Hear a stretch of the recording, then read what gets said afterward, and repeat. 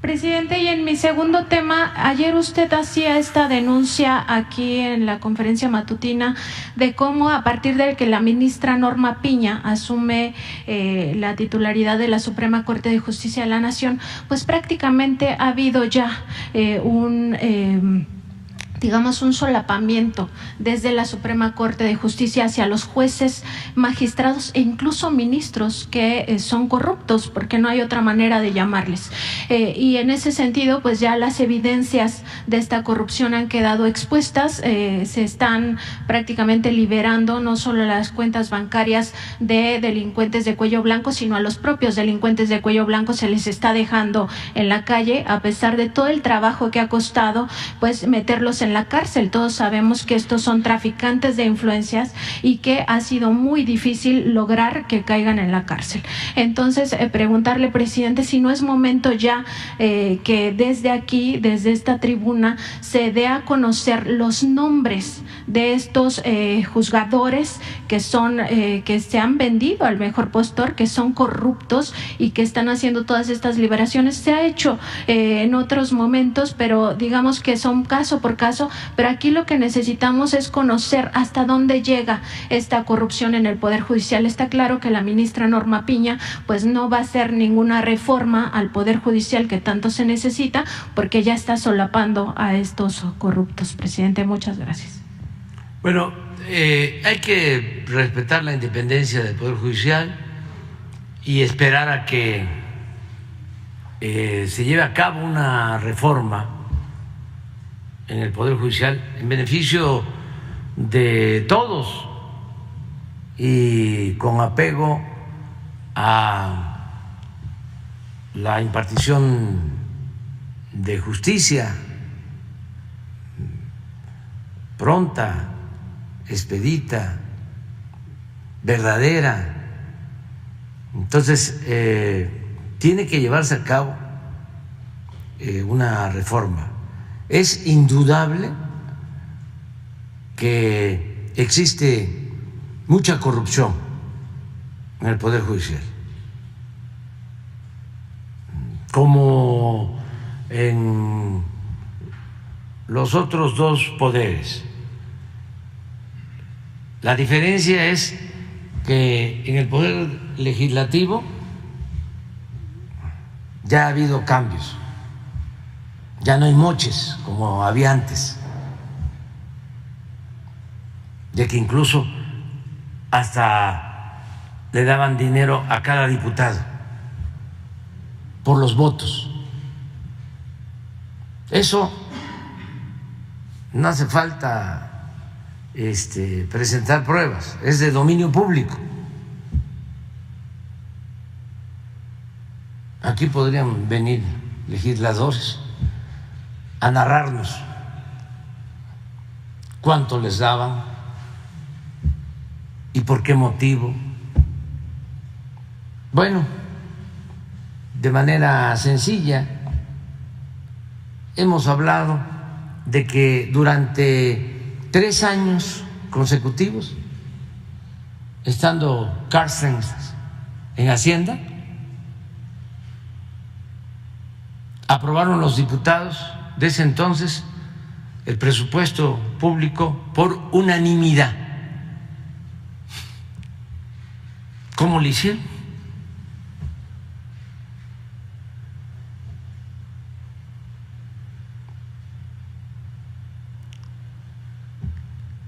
Era un presupuesto para favorecer al pueblo.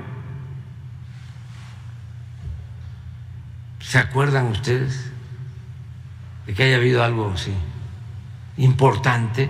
Aumento de salario, incremento a los programas de bienestar, un plan de combate a la corrupción, un plan para establecer una política de austeridad de Estado. Nada.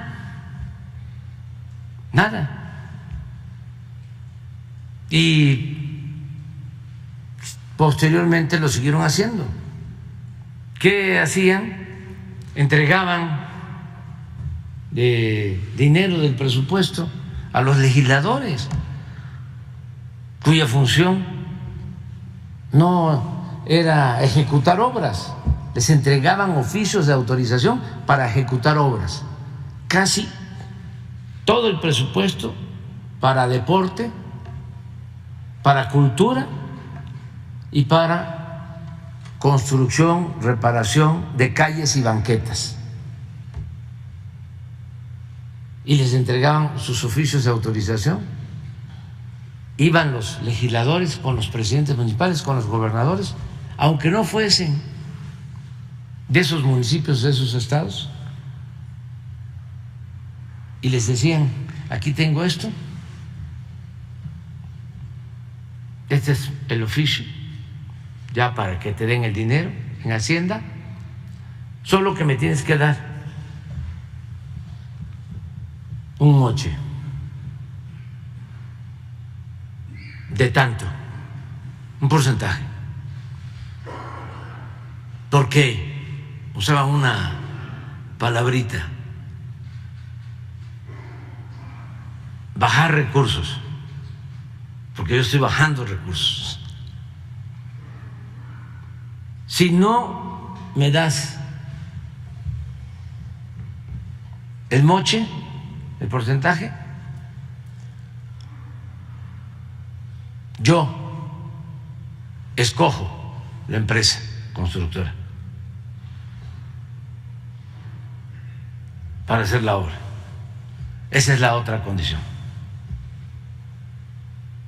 Bueno, eso desapareció, afortunadamente, porque era un mercado, un tianguis de corrupción. Cada vez que se iba a aprobar el presupuesto, llegaban presidentes municipales, gobernadores, les llevaban a los diputados comida en abundancia, y ahí se hacían todos los enjuagues. No solo les daban a los diputados en lo individual, sino a los encargados de grupo, para que ellos manejaran el presupuesto. Eso ya no, hay que reconocerlo. En el caso del Ejecutivo, estamos limpiando de corrupción. Ya hay un plan de austeridad. No se permiten los lujos. Pero en el caso del Poder Judicial no ha habido cambios.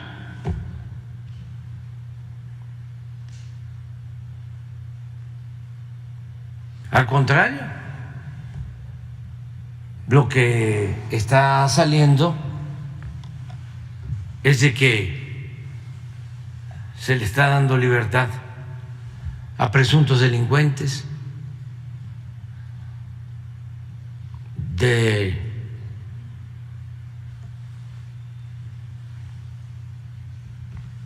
la delincuencia llamada organizada o delincuentes comunes, y de la delincuencia de cuello blanco.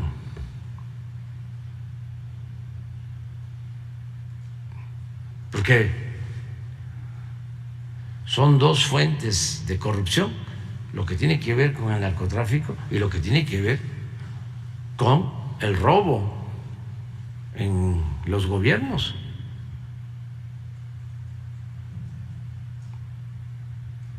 No olvidemos eso, porque a veces nada más se piensa la delincuencia, ¿no? Los capos o jefes de grupos o de carteles, y la otra delincuencia, que no perdían ni siquiera su respetabilidad. Llegaron una vez en la revista Forbes a poner al Chapo entre los 10 más ricos de México. Yo dije: no, sí tiene Pero hay políticos corruptos que tienen muchísimo más, o traficantes de influencia.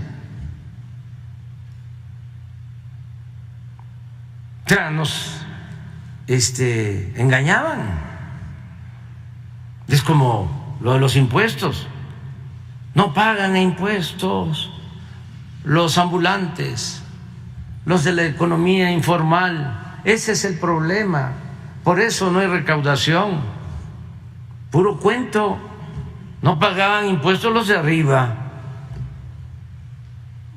los grandes empresarios, los grandes banqueros, las grandes corporaciones. Esa era la defraudación fiscal mayor. Es como esto de que no aumentes el salario porque ahí viene la inflación. O lo que dijo el anterior secretario de Hacienda, de que si aumentaba la gasolina no afectaba al pueblo porque la mayoría de la gente no tenía automóviles.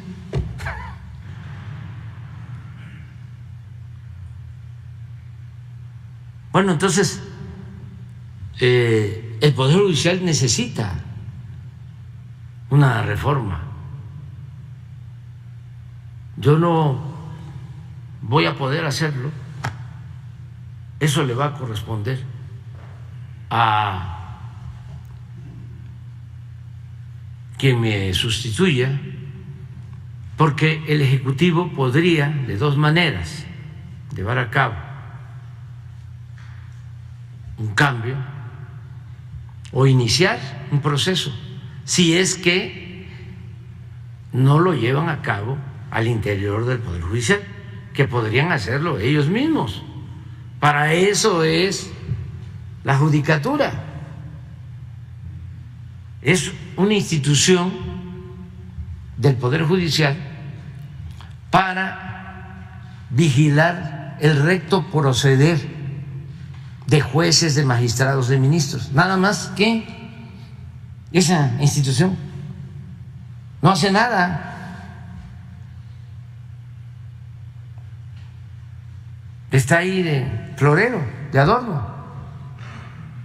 ¿Qué juez ha sido juzgado? Deben de ser como 2,000, 1,500, 2,000 jueces. ¿Qué magistrados? No.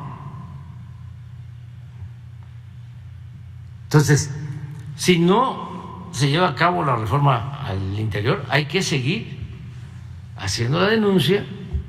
¿Y por qué pienso que el Ejecutivo podría ayudar? Primero, porque puede mandar una iniciativa al Congreso. Yo espero que el próximo presidente, sea hombre o mujer, tenga mayoría en el Congreso, cuente con la mayoría en el Congreso, que su movimiento, su partido cuente con la mayoría en el Congreso, y no simple como ahora, sino 2/3 partes, para que pueda llevar a cabo reformas constitucionales. Si no, ahí está la mafia bloqueando las reformas.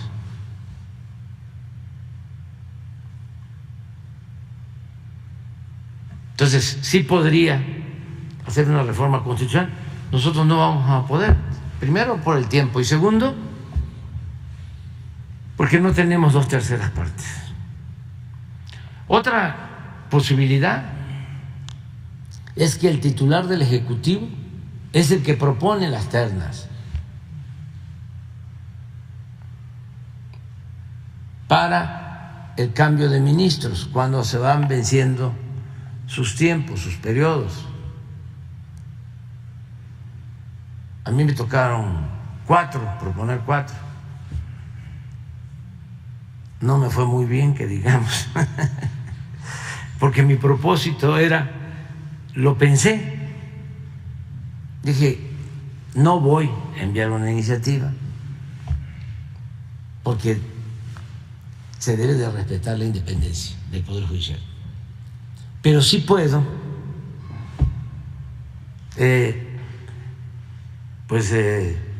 proponer 4 de 11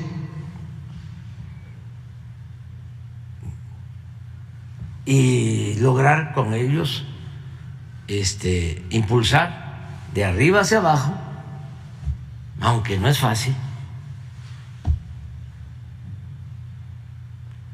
la renovación en el Poder Judicial. No pude, me equivoqué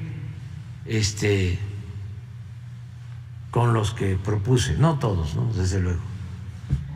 No, pero qué tal que tenga mejor suerte quien va a sustituirme, hombre o mujer. Le va a tocar, creo que 4.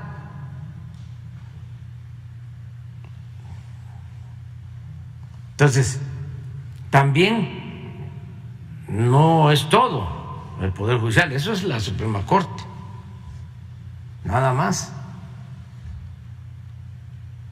Pero son las dos vías, ¿no? Una reforma constitucional o que se tenga mayoría de ministros, mujeres y hombres, íntegros,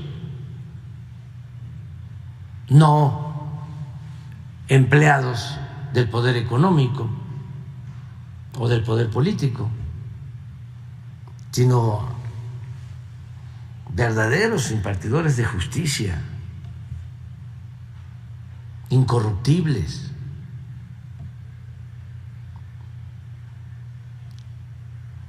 Y nosotros vamos a seguir insistiendo en que debe de limpiarse el Poder Judicial.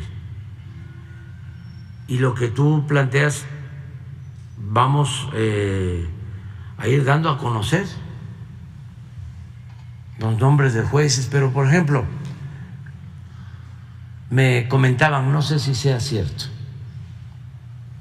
que hay una investigación periodística de que el fundamento que utiliza, claro que es una excusa, eso no tiene que ver con la justicia, pero para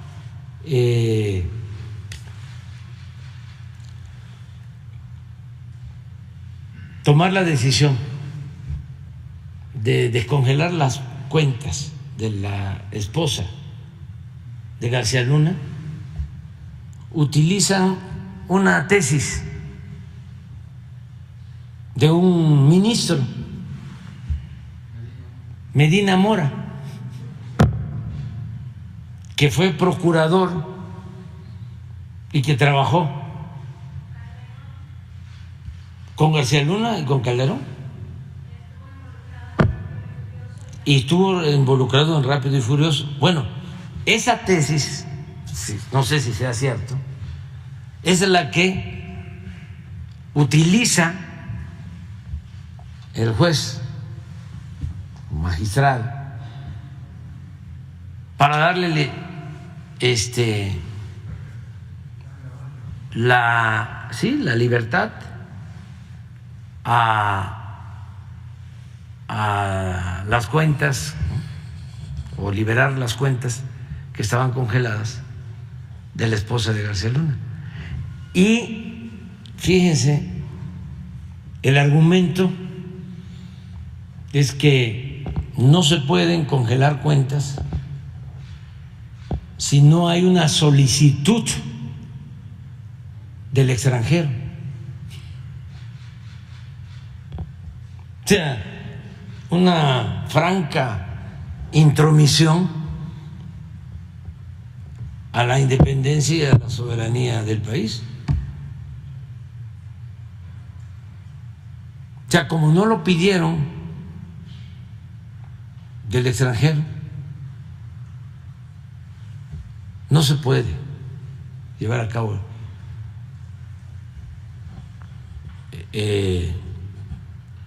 la retención o congelar esas cuentas. Pero todo está así. Es decir, se requiere un cambio y hay que seguir denunciando y dando a conocer los nombres de los que